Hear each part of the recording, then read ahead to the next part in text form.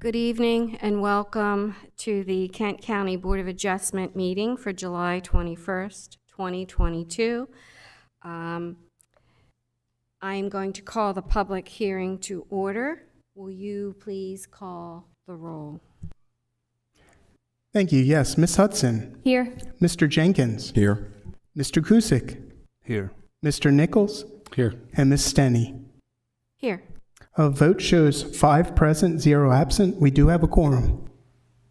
Thank you. And will you introduce the staff?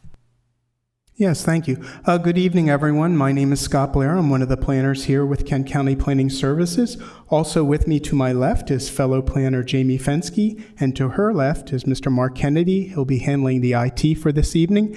And across the dais, off to my right, is Mr. Fred Townsend. He will be the board's legal counsel for this evening. Thank you. At this time, I'm going to ask everyone to rise and pledge allegiance to our flag.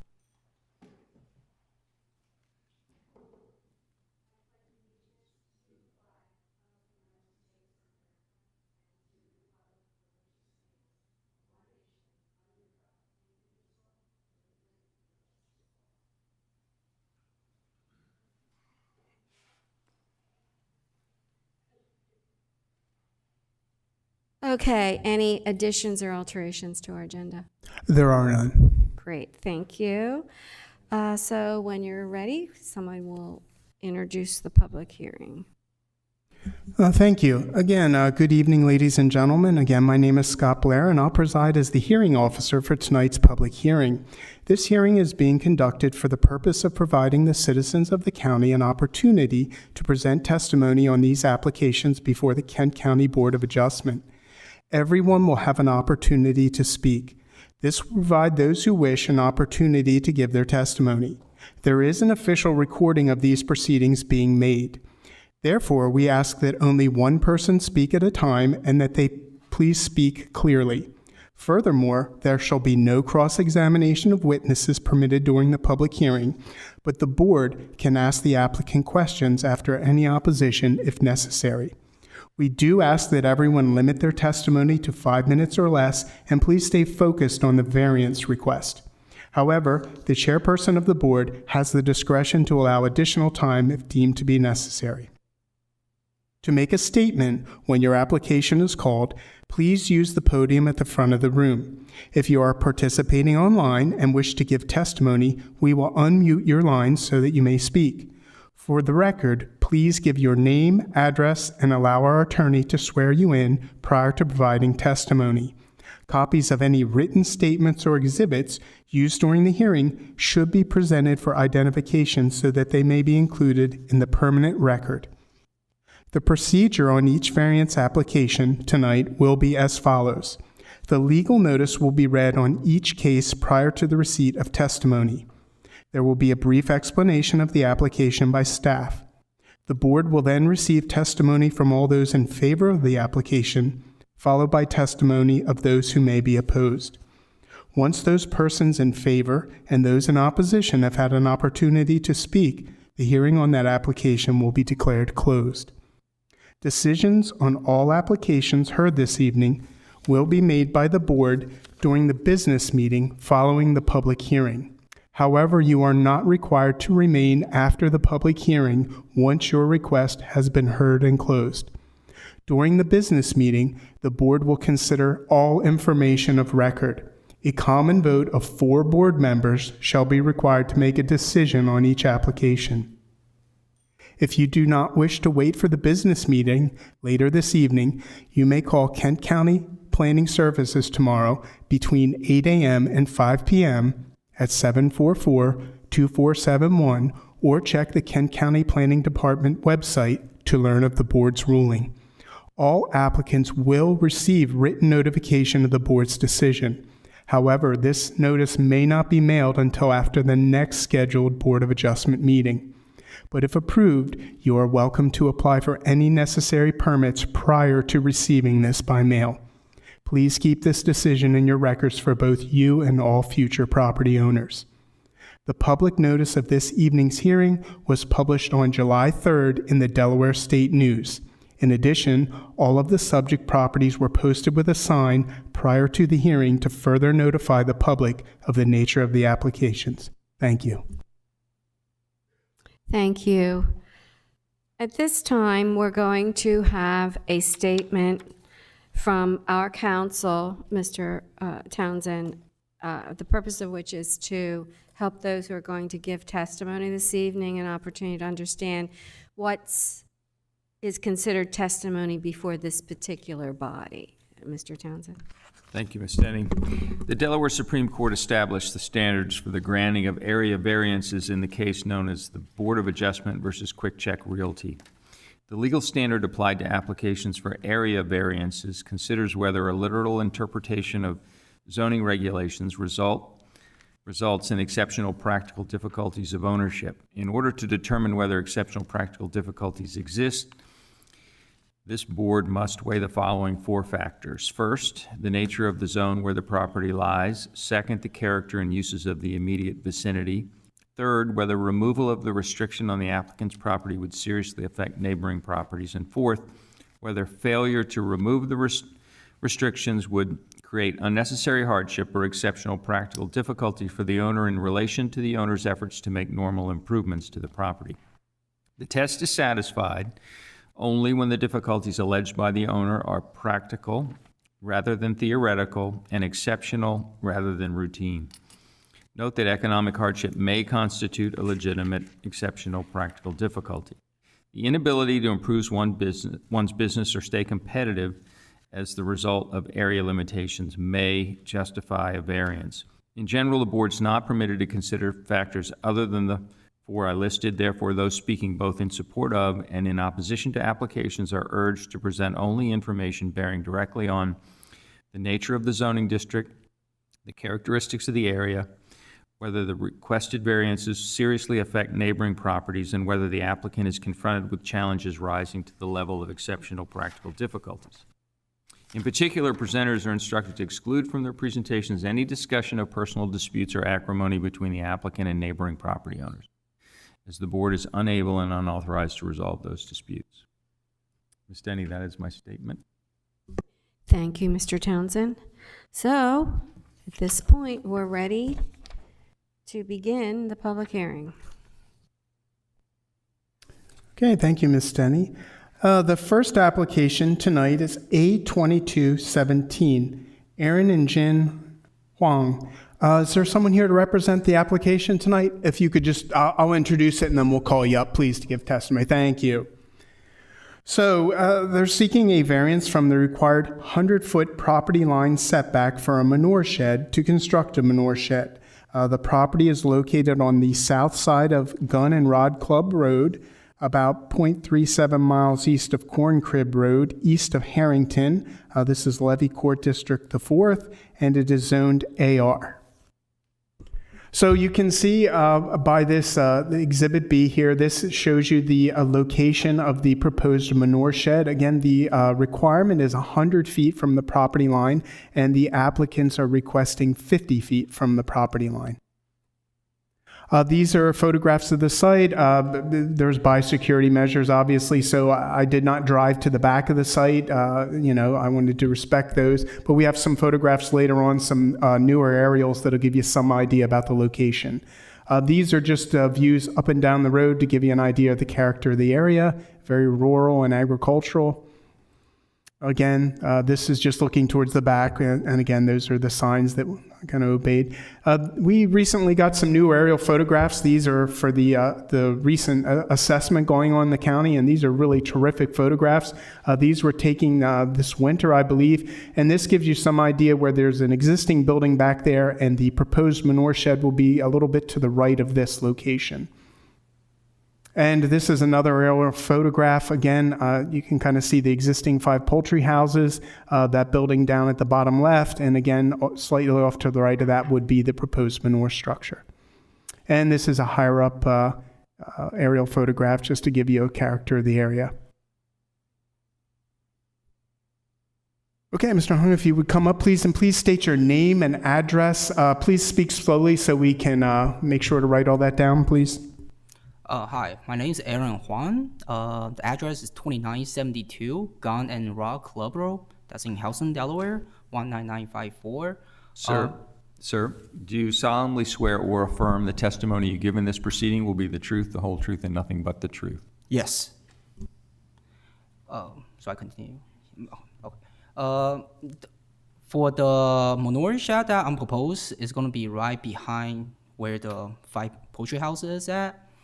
That's the only location we can do it over there, because the other location, where's the empty lot behind the living house, is a very wet area, and it will be difficulty for the contractor to construct a house there. And in front of the house, there's an empty lot as well, but then I have 2 proposed neighbors, and I was talking to the neighbor. They won't be happy if I have a manure shed right next to their house, and that's the only location I can have that house.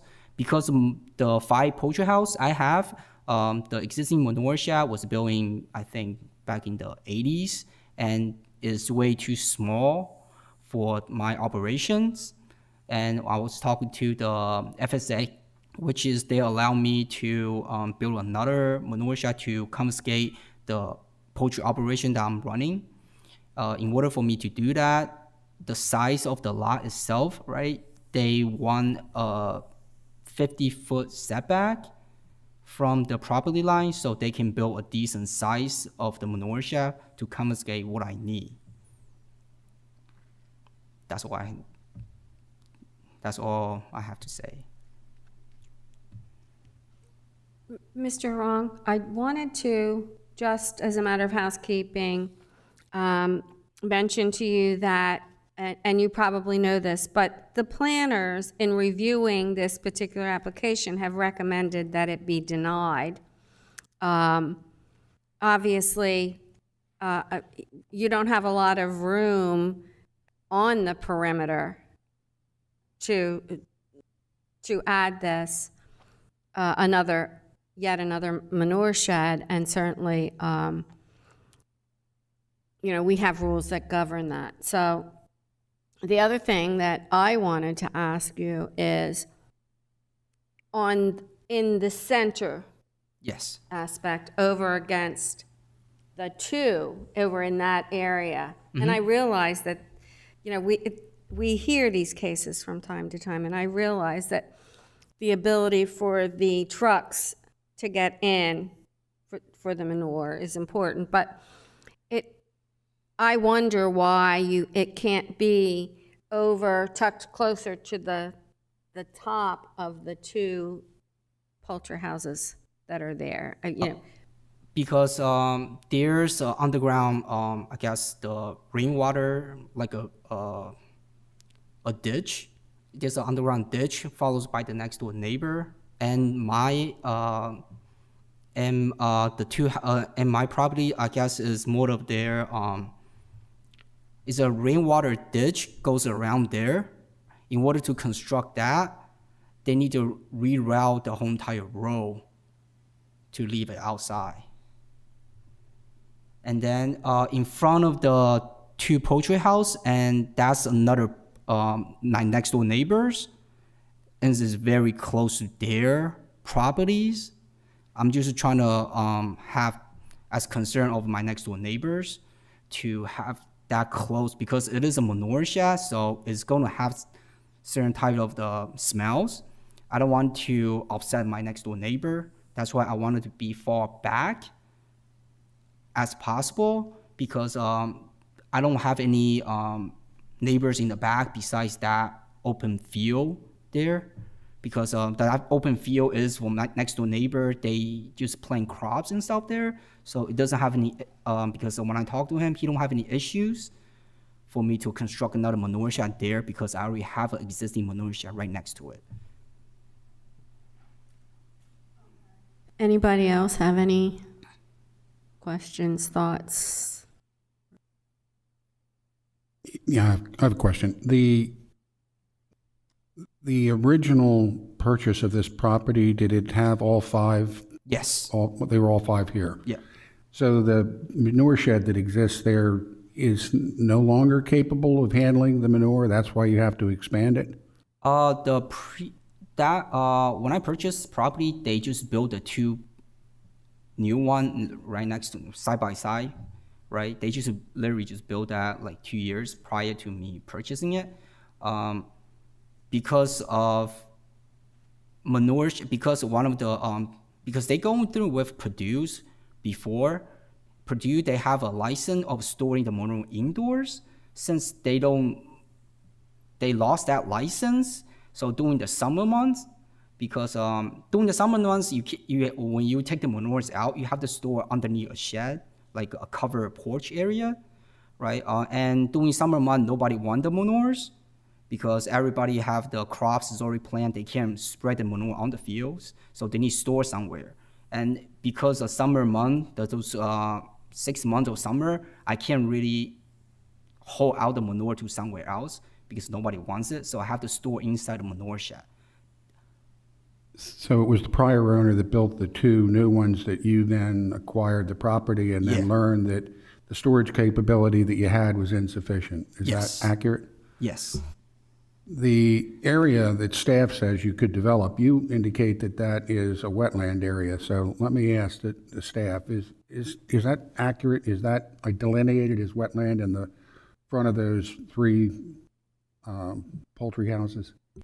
Yes, and Jamie's going to try to pull it up. We do not have any area on his property mapped as wetlands. Those wetlands maps are done by DNREC, and we use those maps. That's not to say they're 100% accurate and would find all wetlands, but there are no mapped wetlands on the property according to our maps.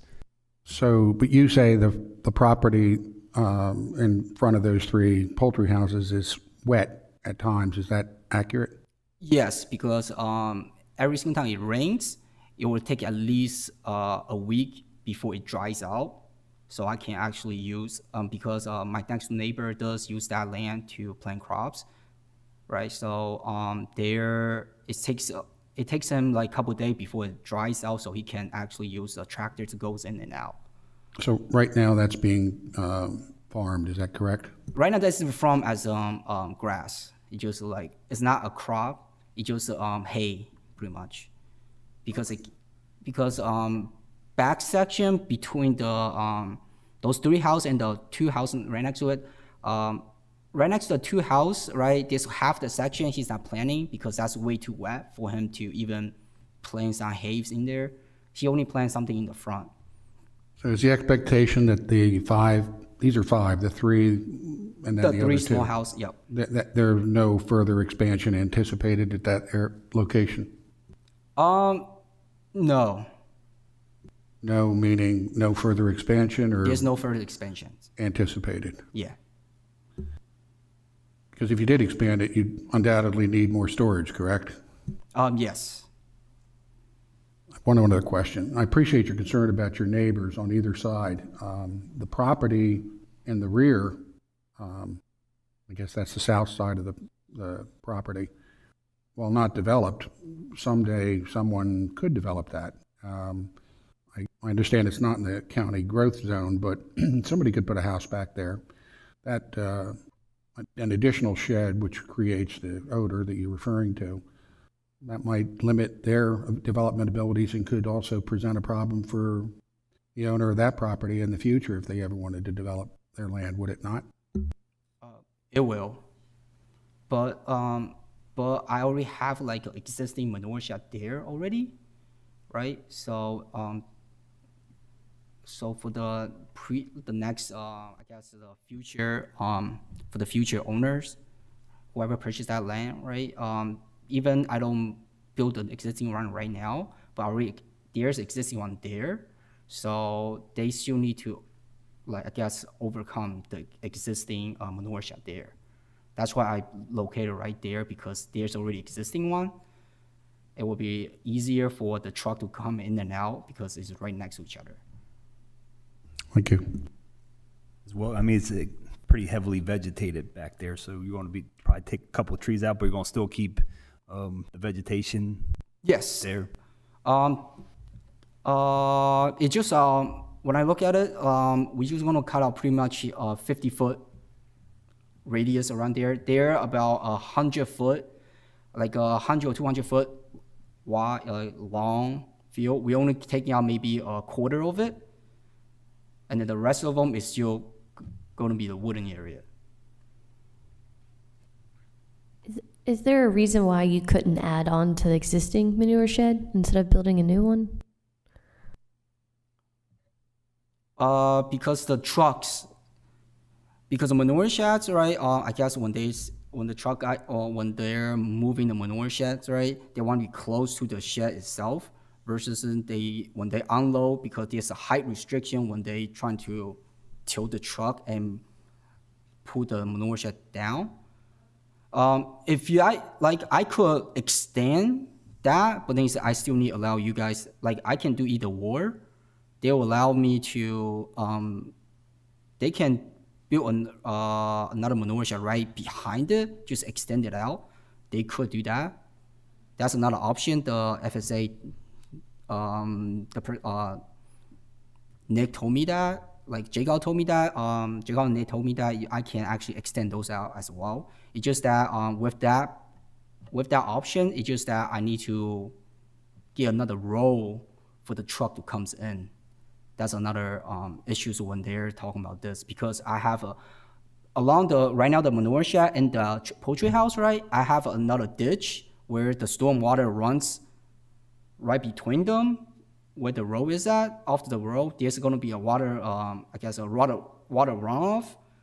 That's where the road goes, right? In order for me to do that, they just need to have enough radius for the truck to, because it's a tractor trailer, so they need that enough radius for the truck to turn when they're hauling the stuff away. Anybody? So it's been a very long time. I've heard many of these before as the state made the regulations early on when they first changed the regulations and said you had to have these sheds. We saw quite a few of the applications. So I'm familiar, but I'm missing a little bit of information because I'm old and my memory's gone. But obviously, the biggest reason is to prevent all this getting wet and leaching the residue from the manure on other properties or other areas or even into the stream. And so, and I also am under the impression that when the truck comes, it only holds so much. So some people had sheds that they had to be a certain size so that the trucks could hold Yes. the truck could hold what was in that particular shed. That's Yes. so, okay. So then, of course, you have more houses. And when you purchased this, the chicken houses, the farm,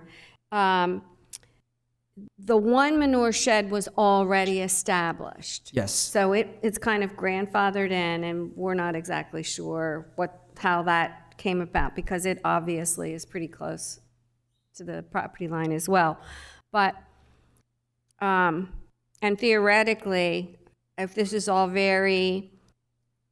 in front of it, number one, the road doesn't go by for the trucks to empty it. I realize that the location to the road is very important, but also it sounds like you have a lot of stormwater residue after rain that just remains there. It doesn't just flow through the ground readily, so that's why you can't build in front.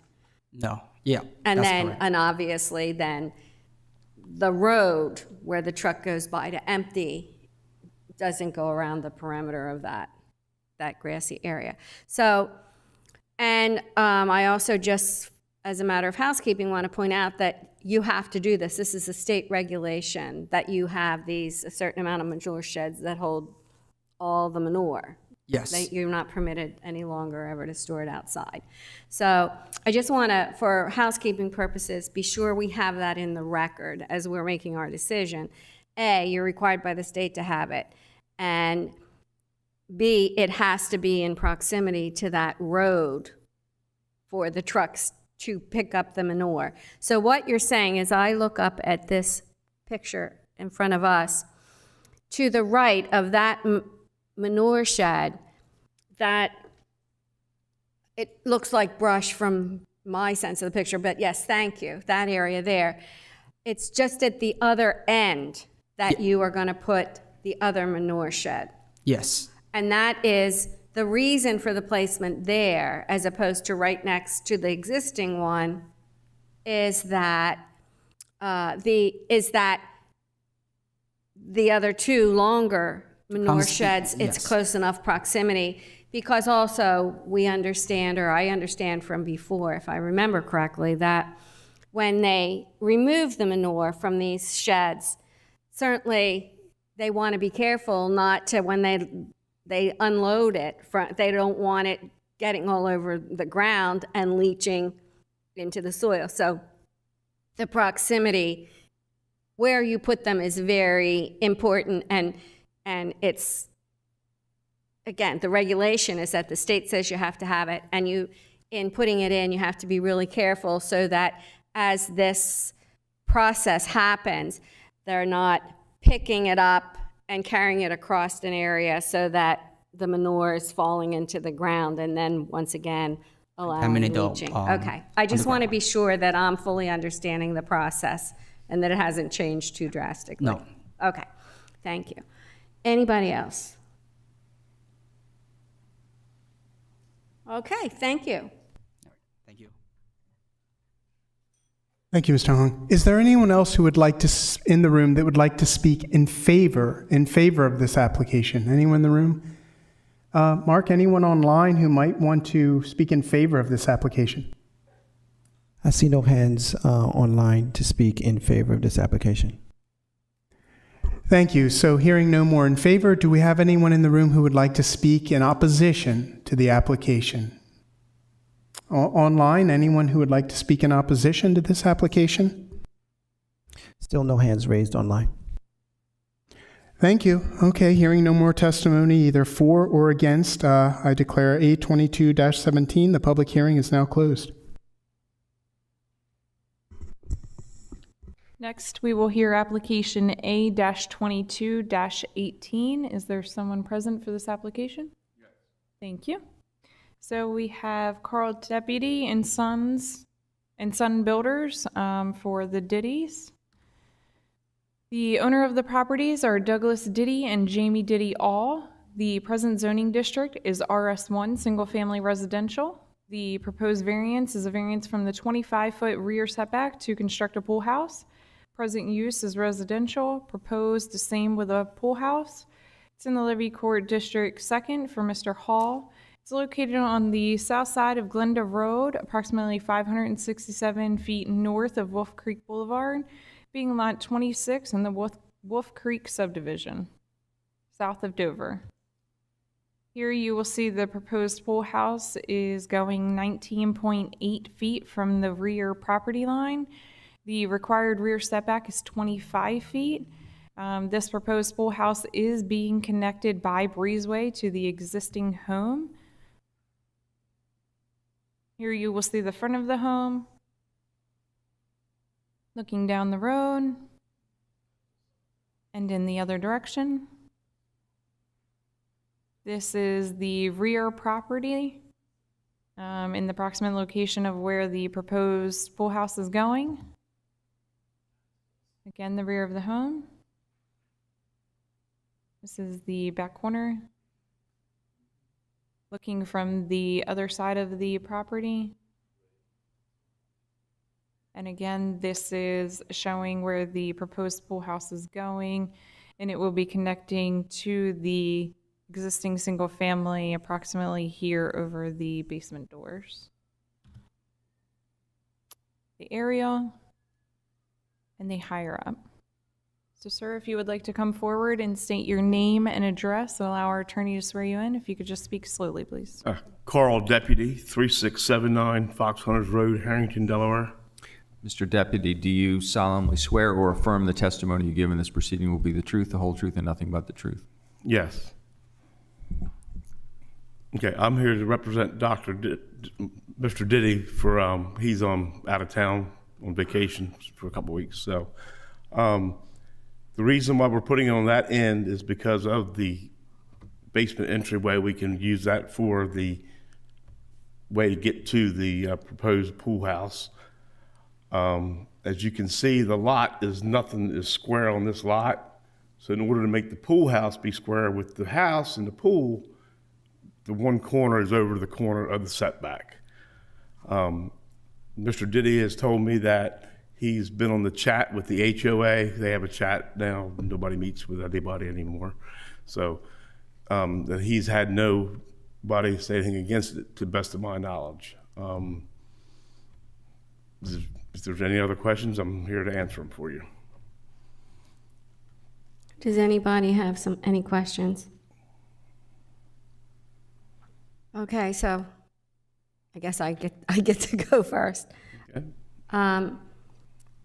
Obviously, when you look at these, at the photographs that they show, and you look at this design, it's a whole lot of things going on that piece of property. And my first question in my mind was like impervious soil, but obviously you were permitted to put the house up, but it just seems like a whole lot of the property has been taken up. And of course then everybody wants, and I have a swimming pool in my backyard.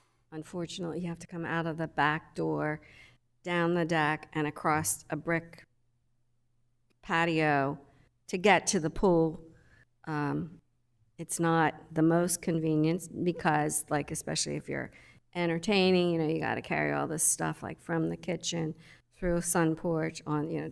So I would love if I were able to just put it right outside the back that it were there.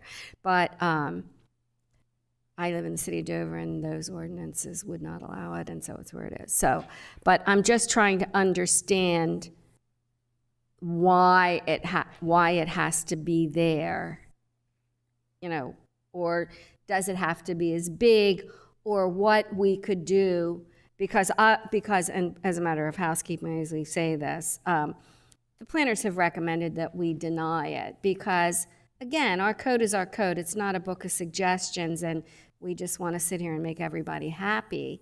And so I guess what I'm asking of you is, can it be moved a little? Can the size change? What can happen? And if your answer is, I don't know because Dr. Diddy isn't here, then we certainly... I'm not going to tell you that. Oh, okay, because I was going to say, we're certainly not above tabling applications. So, but any help you can give me? No, I mean, to the restrictions that we have in that development, because it has to be connected to the building. If it didn't have to be connected to the building, it could be 5 feet from the property line in most of the codes in that area. So really, it's still way more than what it normally would have to be anyway. That's just a restriction in that development's restrictions, not the county's restrictions. So that would be the one thing. Number two is, yes, it could be made smaller, but then if you look at the design of the building with what he wants inside, you would be restricted. It also has a hot tub inside. Some people, you know, so it has a hot tub inside, it has a miniature area for a table, and it has a fireplace in it. Okay, so we're going to try not to too much use the what we want as opposed to what we're allowed. Well, I need to hear what you have to say, but again, we're here to defend the code. Right. I'm just saying that, and I'm trying to give you a hard time. No, Yeah, I mean, I think it was a great point what he just made is the 5 feet setback, if it was not connected to the house. And the HOA is, in that development, is required. It requires them to connect it. So they're connecting it with just a breezeway. But if it was a separate structure, not attached to that house, the setback would be a lot less, 5 feet. Oh, sorry, forgot to push the button. And the setback, I mean, the breezeway you have is 10 feet? Is that what it is? The breezeway separates the pool from the pool house by how long? Can't. Yeah, I mean, it's just connected, I think, because from where the pool is. So we just, they just kept everything aligned there. Yeah, because I'm just thinking, could it be pulled up just a tiny bit closer, like 5 feet closer to the pool, and then? If you did it 5 feet closer, yes, it could be done that way. Mm-hmm. But the type doors that are going on the building are bifold doors. These bifold doors swing out 4 feet, so on the front. So when you open the front of the building up, and like I say, that is a want, but just let you know that they do bifold out that way. Then you have a safety issue of getting around the end of the pool. Could you pull the pool house up more towards the house? If you do that, then you have the safety issue between the house and the pool, and then nothing. The whole idea is that this lot is not square. Okay, so it's on an angle. That's what creates the whole problem. Is that one little corner is just a sliver of about 75 square feet of that building. The front corner is not over the building. You can see that, but it's just everything is non-conforming, kind of, if that's the correct terminology to use. And behind this lot, is open space, correct? To the right end of the pool house, yes. Then there's a house on the to the left side of the lot. Can you show the aerial of the development?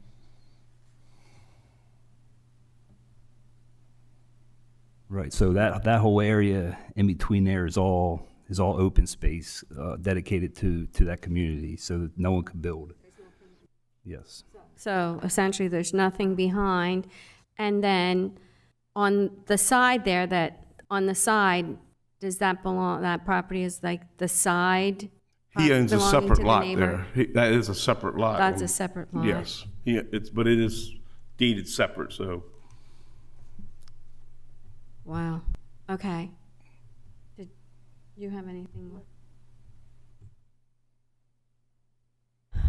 Okay, anybody else? Oh, yes, of course. Pool is proposed, it's not in the ground yet. What, can it be slid to the left? The entire, I mean, I can propose that. If you're to looking Mr. at it from the back, can't you slide everything to the left? It could be done that way, but then nothing, everything is based on being centered with the porch and the house that's there. If you could look at the back of the house, please. You have a view of the back of the house?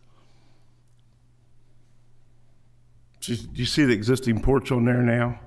The back porch where there's 4 pillars? So the pool is centered on that porch. If not, everything would look like it was kind of, it could be done, yes.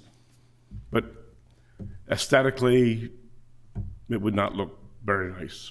And it's like if you put that pool house on the other end, then you're kind of putting it between the garage and the other thing, you're making a blocked up area basically. So it's all about, yes, it is mostly about aesthetics.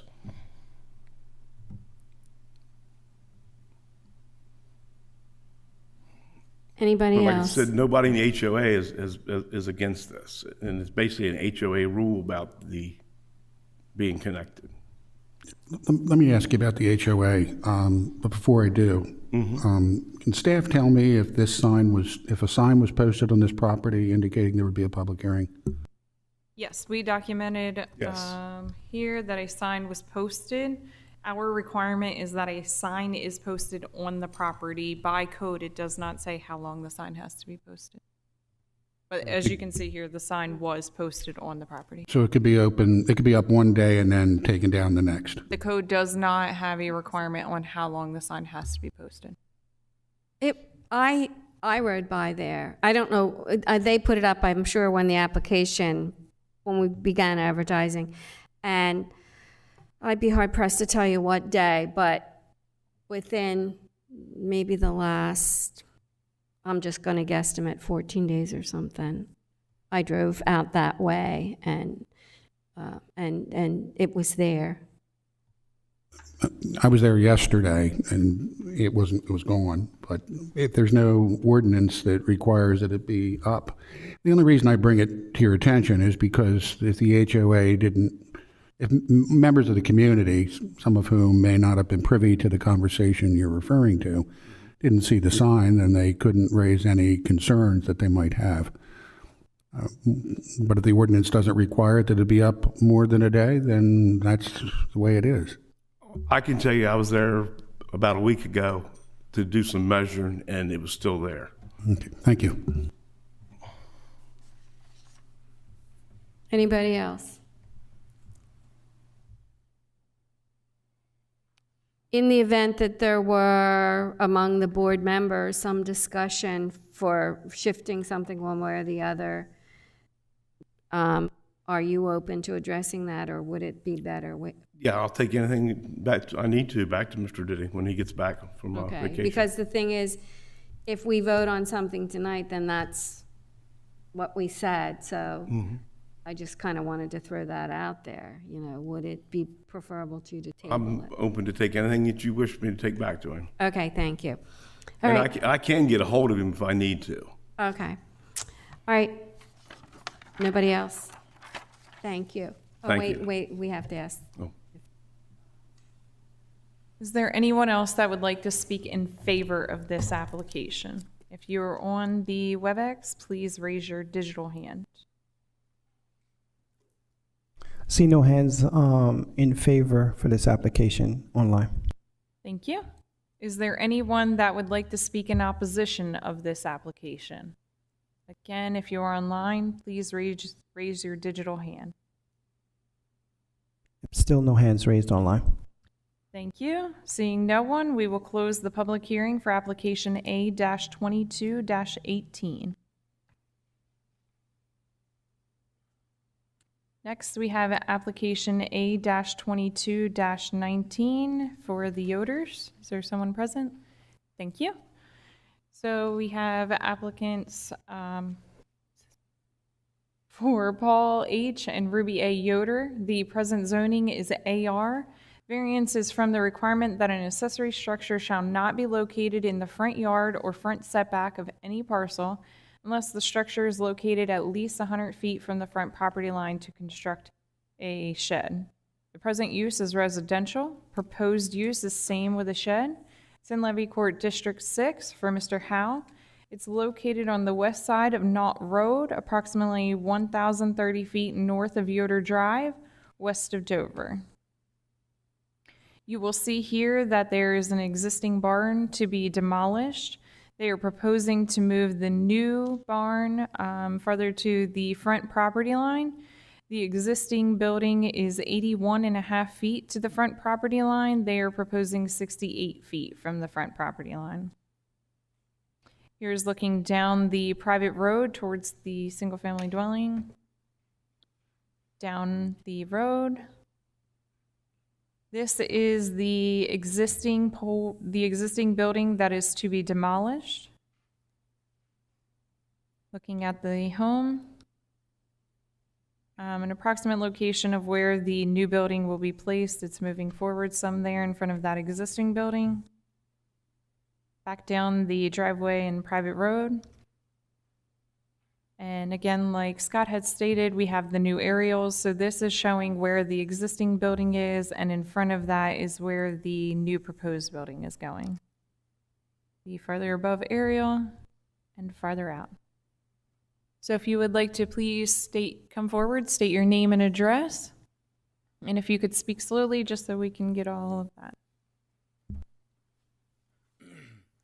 Paul Yoder, 1237 Knott Road, Dover, Delaware, 19904. Mr. Yoder, do you solemnly swear or affirm the testimony you give in this proceeding will be the truth, the whole truth, and nothing but the truth? I affirm. Thank you. You may proceed. Yes, I want to move that accessory building or the barn because of the water issue I have. If you look at it, my driveway, I have a lot of water, and the building that's there now, if it rains hard, the water comes to my building and into my building. And I want to raise my building and move it away from my house so I can get my water to go around between my house and the building.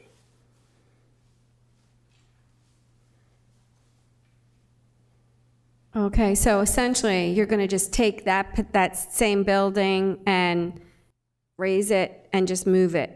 Well, I'm going to tear that down and make a build a new one. Okay. But I just want to move it, yes, it's going to be just a little bit bigger and move it a little bit out towards the front to get the water to go between the house and the barn.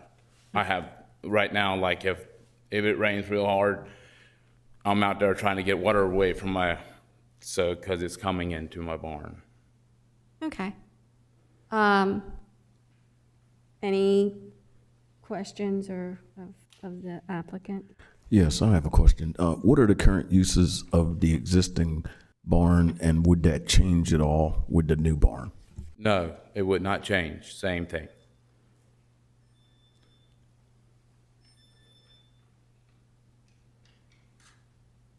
Anybody else? So essentially, because primarily you're in an agricultural, your work is agriculture, and in the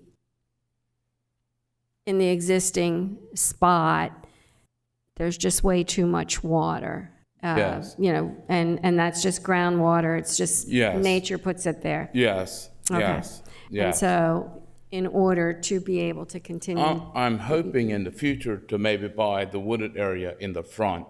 When I went for the permit or whatever, I did not realize my setback is all the way back to 250 feet or all the way into that. I thought it was to the front of my property. My property actually, the yellow line, is that my property line? My property line actually, I think, keeps on going out by the private road on the left side.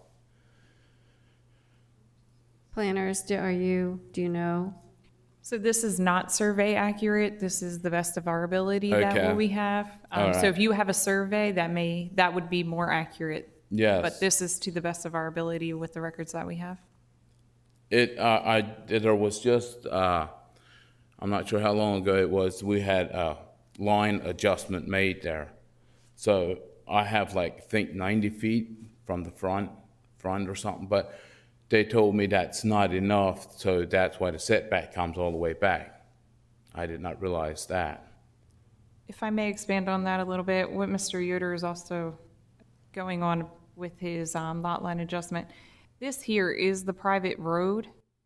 So that's what's causing his frontage to be all of this here. If this was not a private road, his frontage would be here and he would be farther than 100 feet back. But being as this is a private road, that's what's causing his whole property there up front to require the 100 feet. So if that were not a private road, he wouldn't have to be here and make this application at all. That's correct. Okay. All right, anybody else? Any questions? Okay, Mr. Yoder, I think we're done. Thank you. Is there anyone else that would like to speak in favor of this application? If you are on the phone, please raise your digital hand. See no hands raised online at this time. Thank you. Is there anyone that would like to speak in opposition of this application? Again, if you are on the online, please raise your digital hand. No hands raised online at this time. Thank you. Seeing no one, this will close the public hearing for application A-22-19. Okay. So that concludes the public hearing. Does anybody need a break, or should we just keep moving on? Looks like we can just keep going, although I will ask you to call the roll again, please. And first, I guess I should call the business meeting to order, and then will you call the roll? Okay, Ms. Hudson. Here. Mr. Kusick. Here. Mr. Jenkins. Here. Mr. Nichols. Here. And Mrs. Denny. Here. We still have 5 members present, so we still have a quorum. Okay, thank you. So the first order of business is approval of the business meetings from the June 16th, 2022 meeting. So I need a motion and a second. I'll make a motion to approve the minutes of the June 16th, 2022 Board of Adjustment meeting. Second.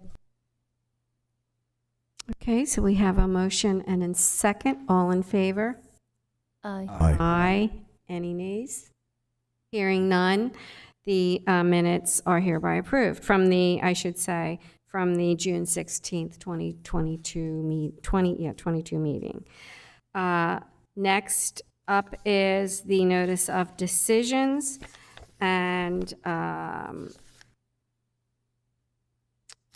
shoot, I can't find where I wrote those numbers down. Ms. Denny, that's application A-22-16 for the NOD. I'm sorry, say it again, A-22-16 for that notice of decision. 22-16, okay. So, notice of decision for A-22-6-16. I believe it's 14. Oh, it's 14, they're telling me. Thank you. That's what it...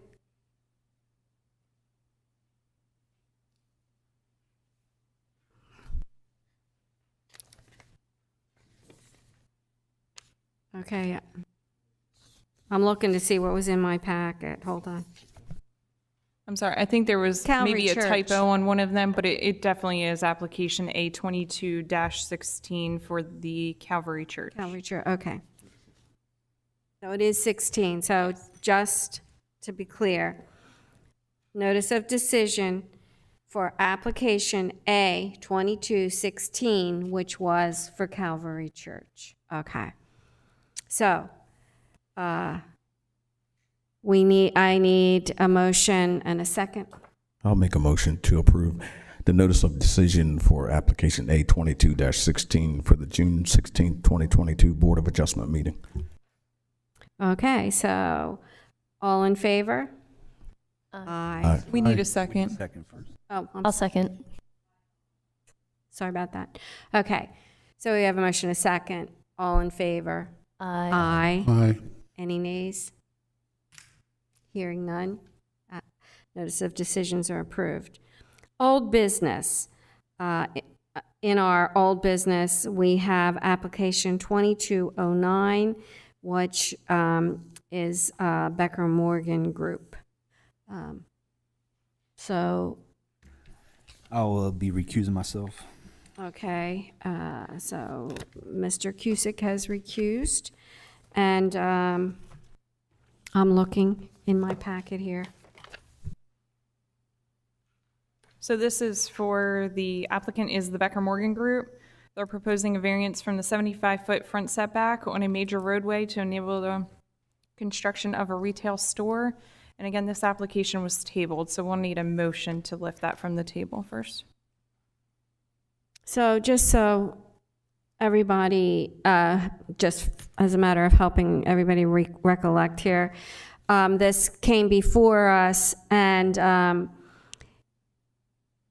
we tabled it because, as we are this evening, we have been operating for a little bit until we get some appointments of people on, like with a very short number, low number of members of the board. So it was tabled, and actually then I was out because I had a major surgery, and then it's kind of been hung in there, and now it appeared that there's enough people tonight for us to take it off the table and address it. Although, we still have enough, but Mr. Cusick, of course, has, because he was with the, with Becker Morgan, he has to recuse, so, yeah, yes, he has a conflict. So, if you want to discuss it tonight, the first thing we need is for somebody to make a motion to bring it off the table, bring it forward on the table so we can discuss and vote.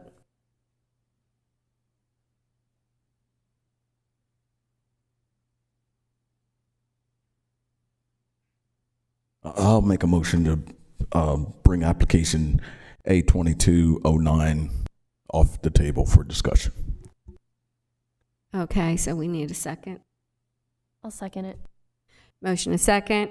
So we have now brought this forward. Oh, I'm sorry. I'm losing it here. So we can call all in favor, right? All in favor? Aye. Aye. Any nays? Hearing none. The motion to bring A 2209 off the table is hereby carried. So now we need to address this. Anybody have any discussion or? Okay, so the last time I was present and we addressed this, the reason why this particular store is, they're asking to make it longer, is because there's a need in that community.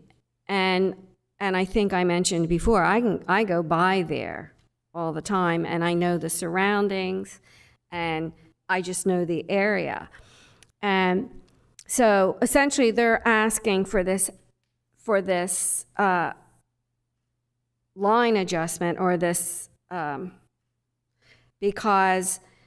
the extra square footage on the back is because they want to have an area where they can have like produce, so that the people can come in it's kind of like towards the back of the store, but that they can have produce and fresh foods back there.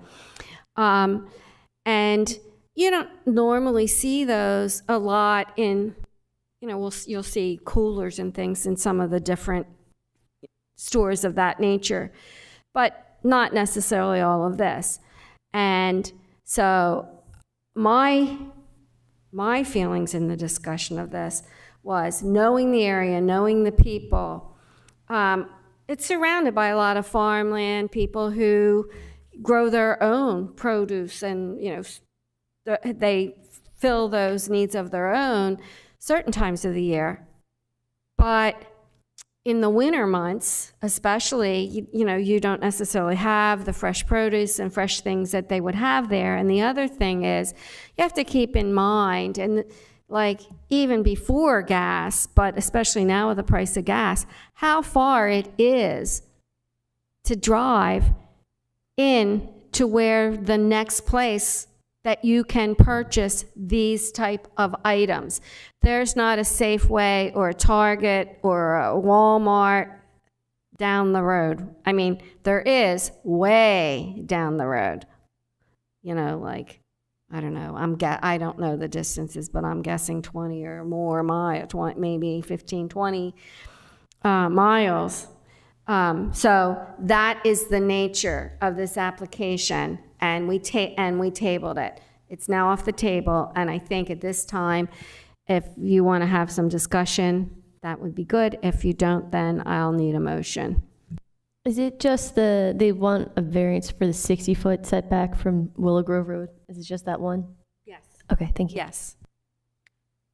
Sorry, just to clarify, staff's recommendation was 60 feet from the front property line. They are proposing to be 52 feet from the front property line.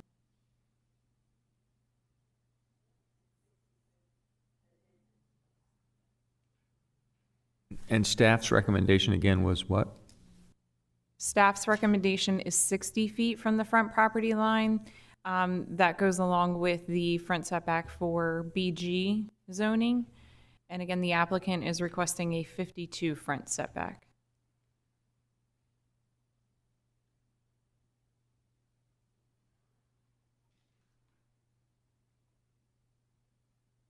Okay, having that added information, any discussion? Would 8 feet really change it? How do you guys feel about the 8 feet versus what staff recommends? I'll go on the record. I mean, I'm okay with that 8 foot difference. I frequent that area a lot. I think with the extensive shoulders on that Willow Grove Road and the way the influx from the adjacent road would be coming out to Willow Grove Road, I don't see where that's gonna adversely impact. Not that 8 foot. That's my opinion. I agree with. I definitely agree. And not only do I just agree with it, I really have an appreciation because just of where family circumstances and where my extended family is. I'm back and forth quite a bit. And I spent a lot of my life on a farm, and I know what it feels like to have to go in town to get bread, milk, things. And by the way, back then, I hate to admit it, but a lot of those things, like, you milked your cows, and we made our own bread, but you still occasionally had to go in town, from Still Pond out to Chestertown to get any type of a grocery. So I have probably a better appreciation for this, and it's they're no different than we are. You wake up in the morning and you don't have any, like you're out of milk or you're out of this or that. And it really is, as they're called, a convenience to have it there. So I certainly agree with Mr. Jenkins. And I think the need outweighs that extra 8 feet.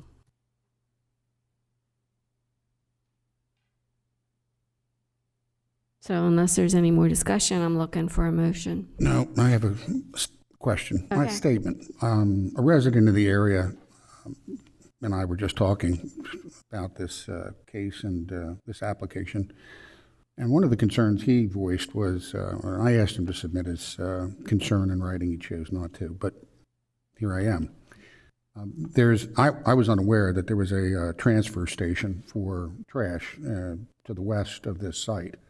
And he told me that the trash trucks going up and down that road proceed with high rates of speed. I guess they're always in a hurry to get to where they were and where they need to be.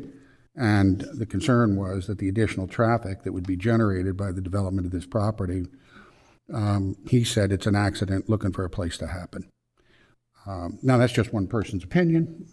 I don't live in the community, and I appreciate your concern about how far it is from other nearby stores, which aren't that nearby. But I think we need to take that into consideration if we were to approve this as the applicants requested, as opposed to accepting the recommendation of staff. And I said this at the last meeting hearing. The proposed 52-foot front setback, however, would be a visual impact on the neighboring property owners on the east and the west. That's staff. So I took that into consideration last time. I think I have the same concerns I had when we first heard this application. So, well, I tend to feel strongly that this board can't control the speed of the trucks, and if that is an issue, that this nearby property owner should really be complaining to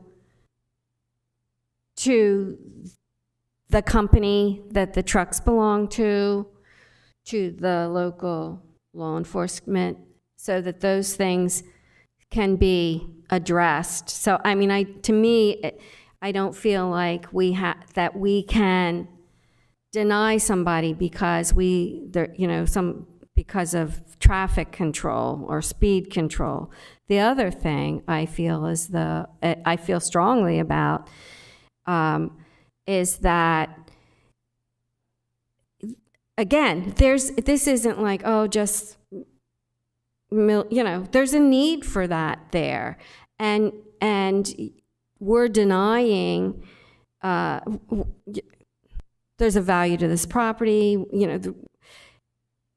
I just feel like it's inappropriate for us to deny this over that 8 feet. I can.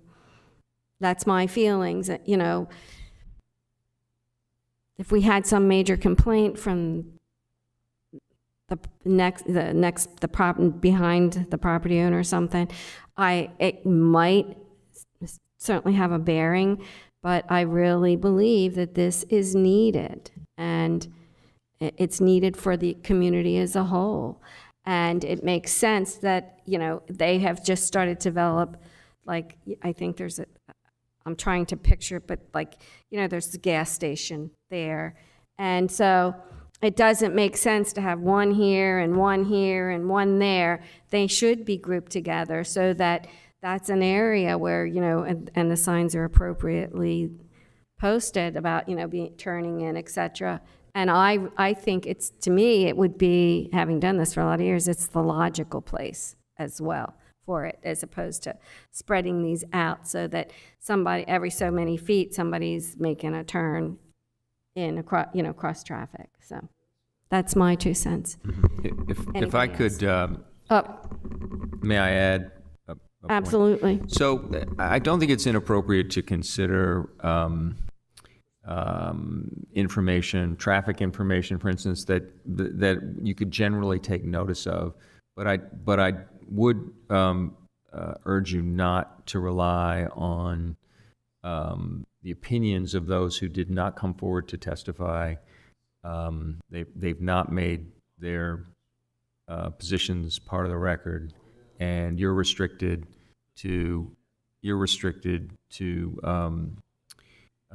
generally rely on the evidence in the record in making the decision. And then there are things which which we all know as a result of being members of the community that we can bring to bear. But to take it a step further and say, based on something someone said who didn't appear, I think would be inappropriate consideration. Well, I would like to also just add about the traffic. I know probably within the last 5 years, I engineered several jobs for Delaware Electric in that area, including the transfer station. And that location is ideal only because there are currently other businesses. So if you drive on Willow Grove Road, you know when you approach that section, that area, there's going to be traffic exiting and entering on Willow Grove Road because there's a liquor store to the west. There's a little convenience store to the west. I think there's a automobile refurbishing business or something. So there are commercial interests there in that zone. So if you're going to the transfer station, you know at some point you're going to be approaching that. Along with, there's an extensive mobile home, there's a mobile home community to the north of that.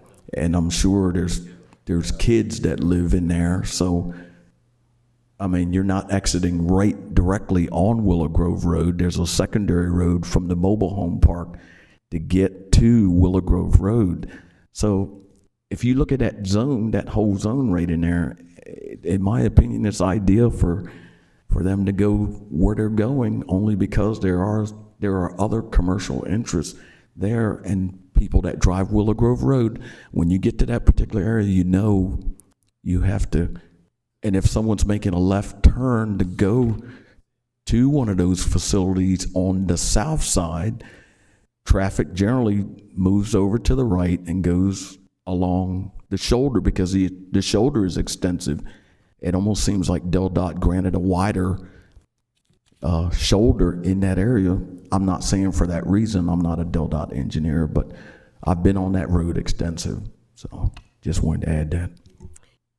Thank you, Mr. Jenkins. You know, my feelings were the same. You know, it looks, because that is like the, and I'm just going to say, you know, established little commercial zone there, and Del Dot has appropriately signed it, you know, so that it's not you're just, you know, coming down and there isn't any warning. I'm sorry, I know you would like to say something, but you don't get an opportunity to talk at the business meeting. I'm so sorry. It's just the rule. So I think that this is very much needed, this convenience store. Even more so with the price of gas now. And the other thing is, I wholeheartedly agree that having them grouped together as opposed to spread out, slow down here for these left-hand turns, go 10 more miles, slow down there for the left-hand. It's appropriate, this is the appropriate place and setting, agreeing with what you're saying, Mr. Jenkins. I have a question of staff. The applicant has other properties that they've developed and placed buildings throughout Kent County that I expect you've encountered in the past, yes? Do you mean Becker Morgan or the retail store? The retail store. Yes. All right, my question is, what is the size of this store? What are the total square feet of this store compared to the other applications that the retail store has submitted? I don't know the other store sizes. This retail use is an 8,526 square foot sales floor. So you wouldn't know whether that's a bigger store or a standard size store or a smaller store compared to other applications?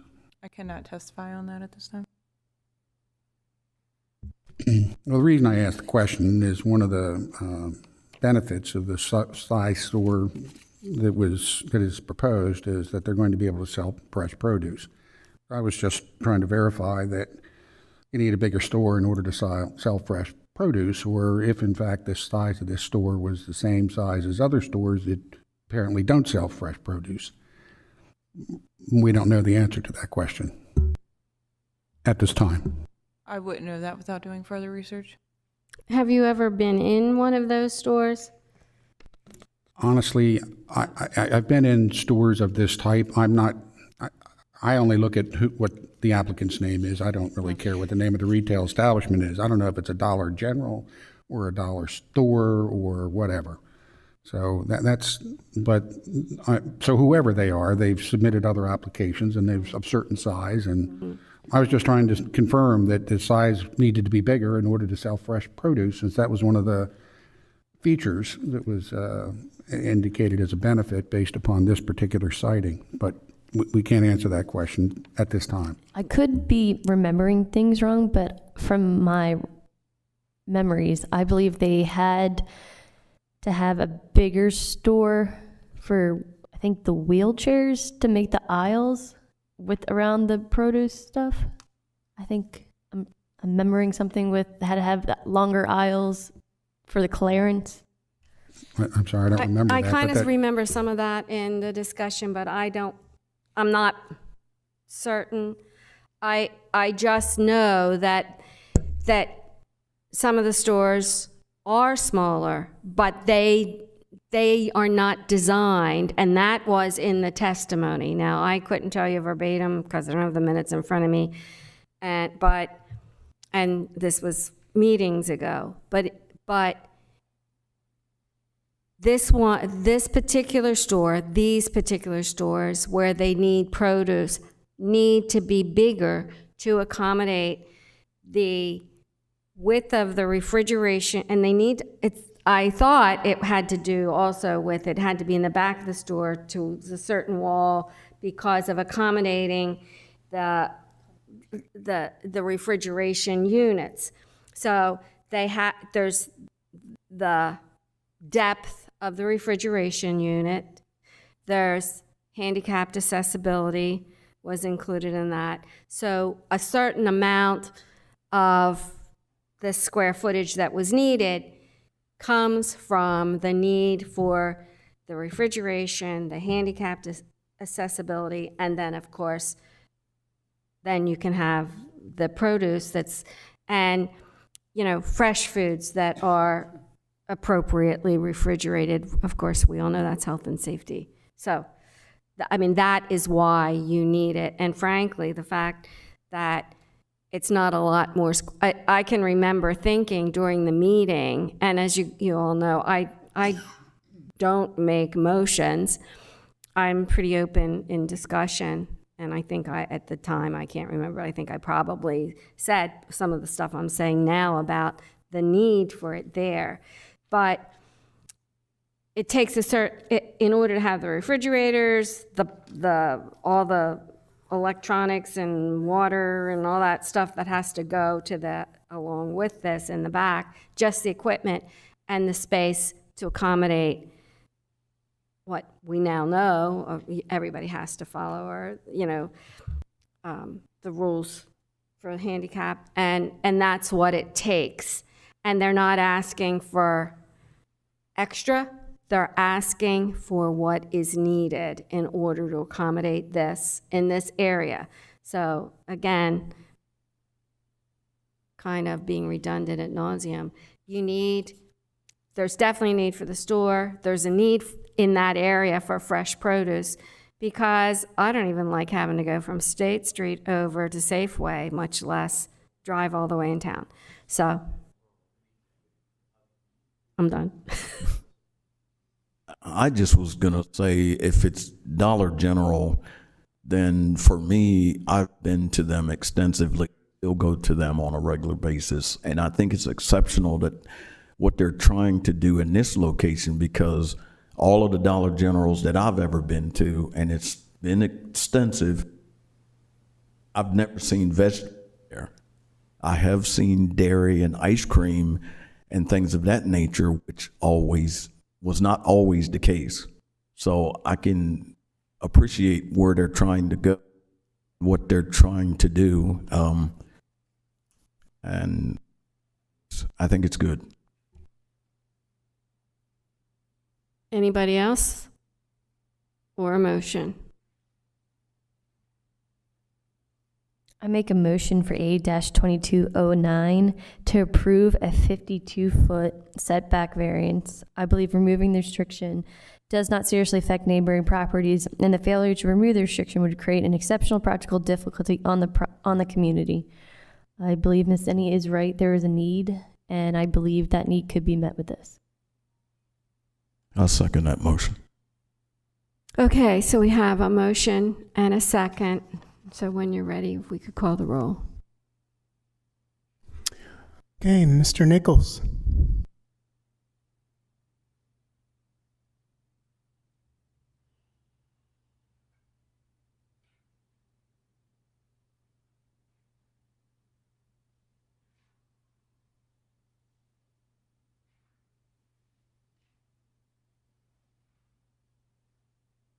Why don't we move on to another member? Mr. Jenkins. I vote in support of application A22-09 based upon the prior testimony and our discussion this evening, and the fact that I know the area very well, and I can appreciate the goal that this retail outlet is trying to establish in this area. Thank you, Mr. Jenkins. Ms. Hudson. I vote yes per my motion. I believe back to Mr. Nichols, or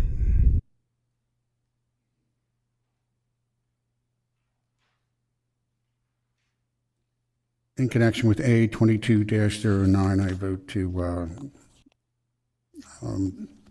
accept the motion and grant the applicant's response for a 52-foot setback from all right-of-ways. and Mrs. Denny.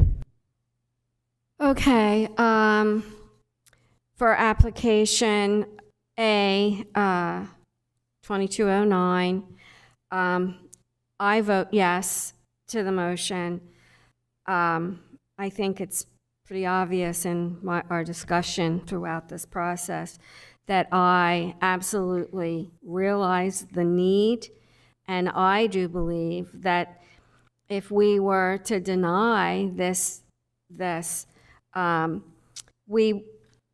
would be an impact on that community because, again, the things that are there are not available in that area generally.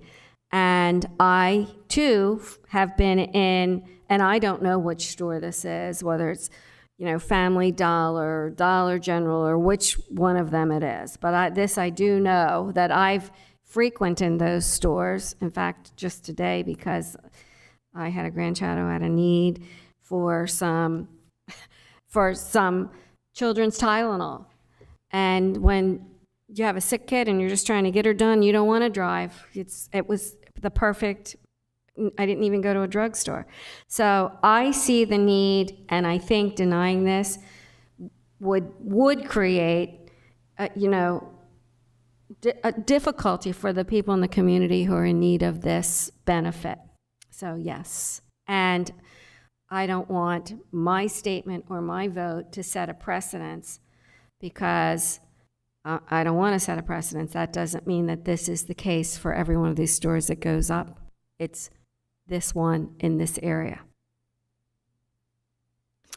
Okay, for application A2209, we have 4 yeas and 0 nays, and 1 recusal.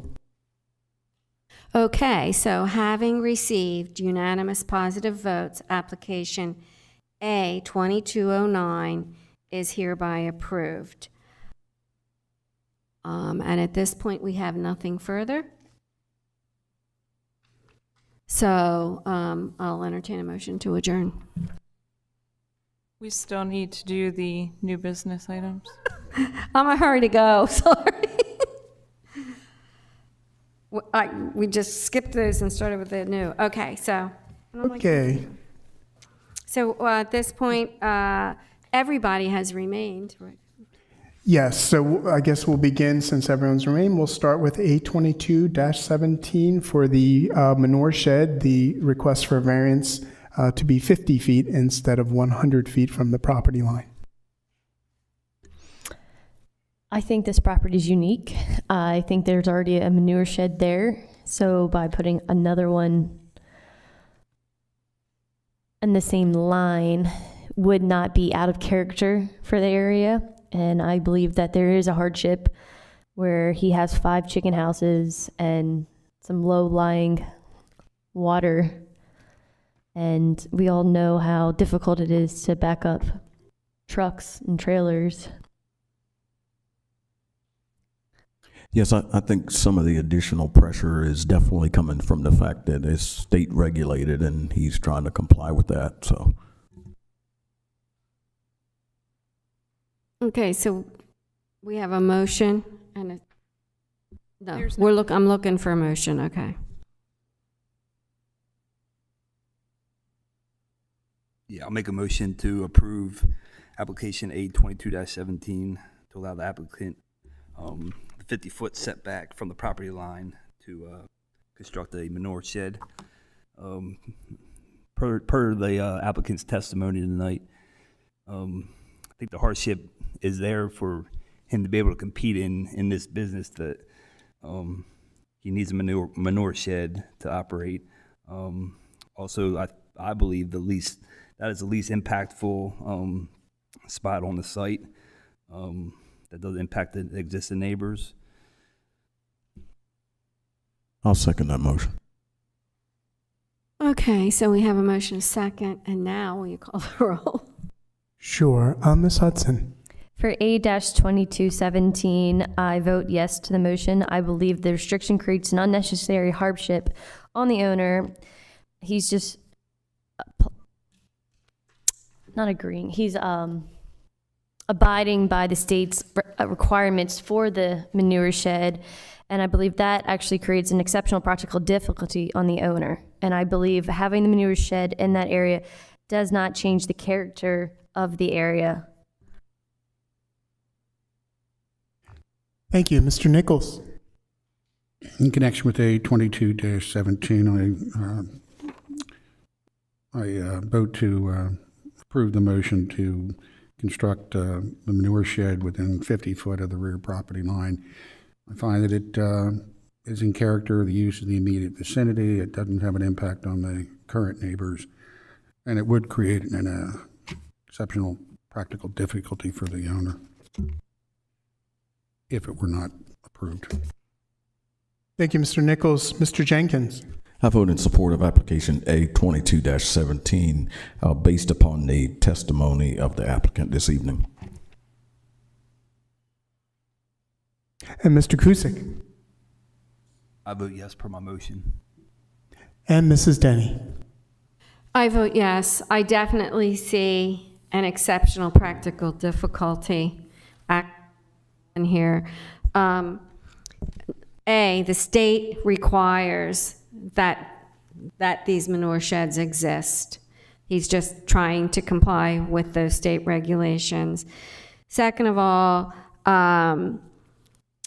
they can't just be put anywhere because of the way the trucks have to come in and empty the manure, and the trucks, it's very difficult maneuvering, and so the placement has to be somewhat precise. And then there's also, in addition, the fact that the only other place that, and again, to me, it doesn't comply with all the other ways that I just said about where they're placed and how the trucks get to them. But the only other open area would be, while it's not a designated wetland, testimony here this evening is that it spends has lying water a great deal of the time, which certainly wouldn't do well with the manure as far as leaching. So I vote yes. And again, all those are unique, and I'm not setting precedents. Okay, thank you. On application A 22-17, we have 5 yeas and 0 nays. Having received unanimous positive votes, application A 22-17 is hereby, I'm losing my words, approved. I can't think. Great. Thank you. And the next application, I don't know, Mr. Deputy left or not. I can't see him behind the podium. Not here, he has. Okay, so I guess we can move on to A22-19 so we don't keep the Yoders any longer than we have to. I think this property is unique with the private drive. Like staff said, if they didn't have the private drive and it was just a driveway, they could build. They would beat the requirement of being 100 feet off a major roadway. Yeah, I'll make a motion to approve application A 22-19 per staff recommendation. And then to alleviate the hardship that the applicant has of the water drainage away from the accessory building towards the house. I second. Do you have a motion, a second? Anybody have any comments? Call the roll, please. Mr. Jenkins.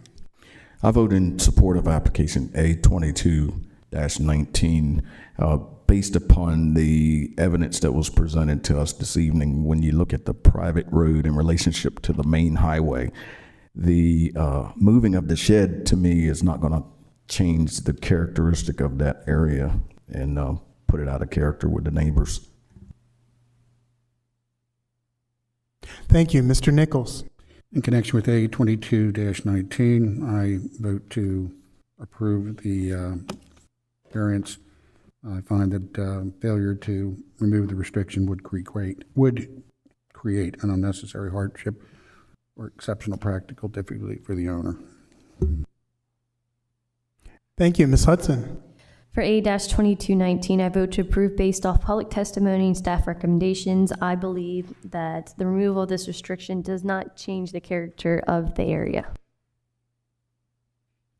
Thank you. Mr. Cusick. I vote yes per my motion.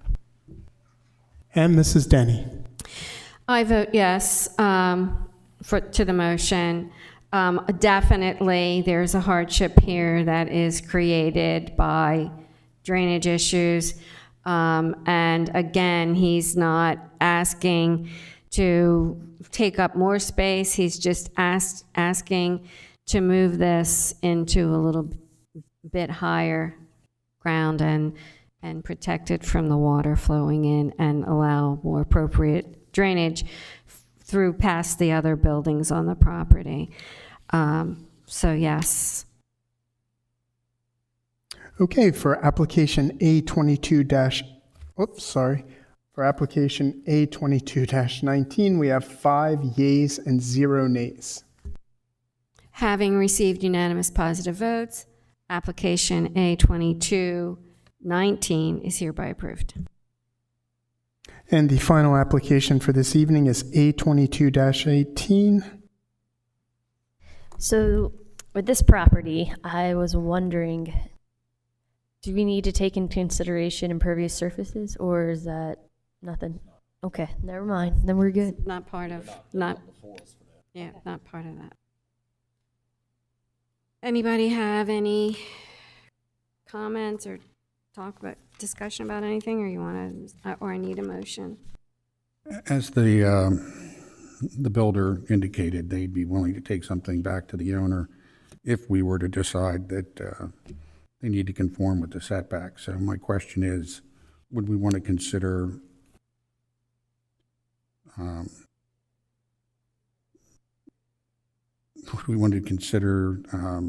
whether or not the owner, if we were to table this, would change their plans so that they don't have to appear before us again? Or is it such that the small variance from the setback requirement doesn't necessitate that? I don't know.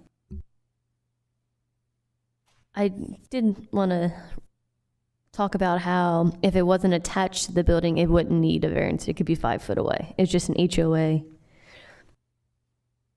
condition. So that's my other thing. So I just want to make that noted.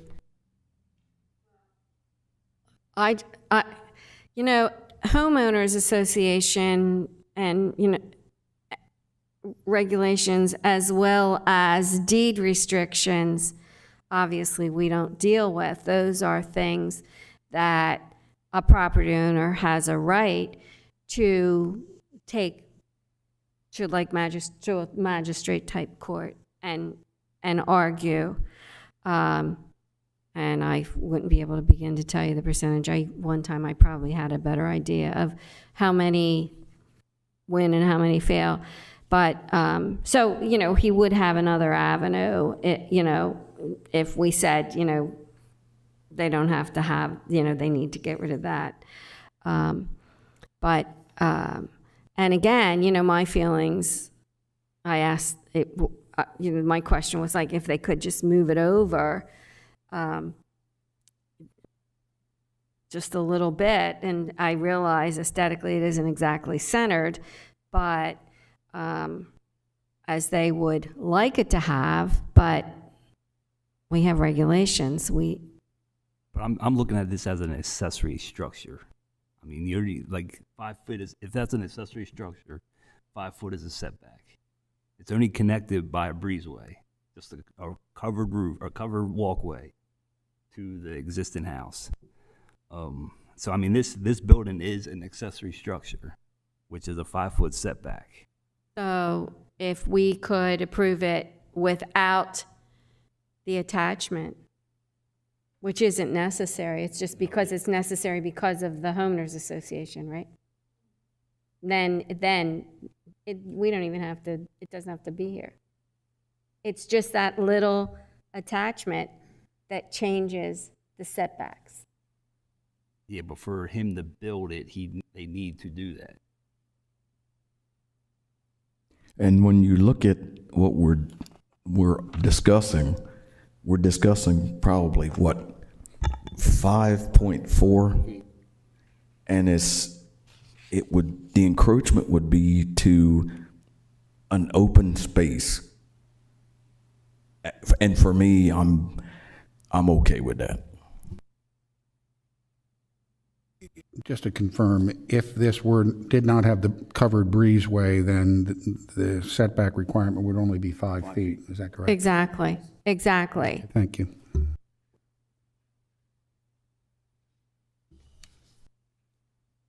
So I'll make a motion to approve application A22-18.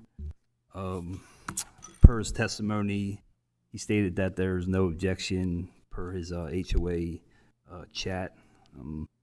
The uniqueness of the lot, we see a lot of angles there to keep everything parallel and within context of the existing house. And as the applicant also stated, the 5 foot, if we look at this as an accessory structure, it will be a 5 foot setback. The only reason that is if we are connecting it to the house, which is requiring a 20 foot, it's per the HOA.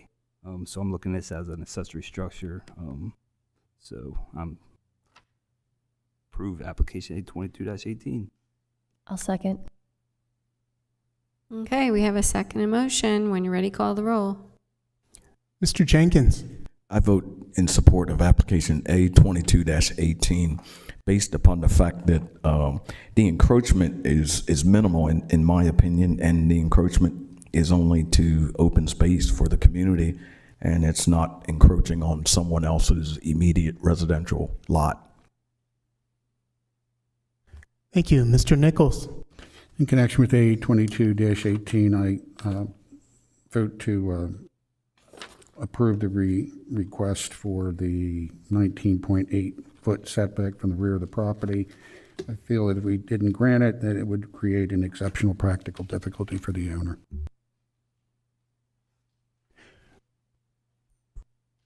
Thank you. Ms. Hudson. For A-2218, I believe I vote yes for the motion. I believe removing the restriction would not seriously affect neighboring properties. I believe if the building was not attached to the breezeway, it could be accessory dwelling and be 5 foot from the property line. And I believe this property is unique, backing up to the open space that's owned by the community. Thank you. Mr. Cusick. I vote yes per my motion.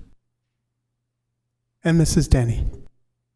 I'm going to give a reluctant yes to because again, You know me, I always am nervous about setting precedent, so I'm going to reluctantly vote yes, but I also feel it's that the homeowners association should be approached and made to know that they need to stop doing that. And the other thing is, well, okay, I'll vote yes. Just leave it at that. Fair enough, thank you. So on application A 22-18, we have 5 yeas and 0 nays. Having received unanimous positive votes, application A 22-18 is hereby approved. Okay, that concludes all the business tonight. I make to Okay. Motion is second to adjourn. All in favor? Aye. Aye. Aye. Good night, everybody. Who's the second, please? I kind of missed that. Okay, thanks, Brian.